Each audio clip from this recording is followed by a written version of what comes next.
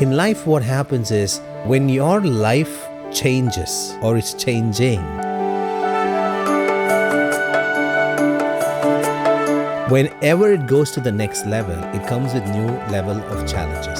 So let's say up, you're helping them achieve newer heights, newer greatness, newer level of impact in their work, in their business, in their personal genius, in everything. And so what happens is, instead of like in 2-3 years going to the next level across all aspects of their life, they're going to the next level in like 6 months to 8 months.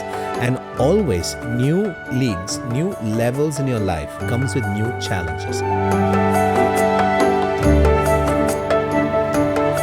Whenever you get to the new level in your life, the challenges that you want to solve, the opportunities that are available to you are going to bring newer challenges. So new levels presents new opportunities, presents new challenges. We love for people is to be ready, to be waiting. Okay, new level is coming, new challenges, no problem. I'm equipped. I've got the capabilities.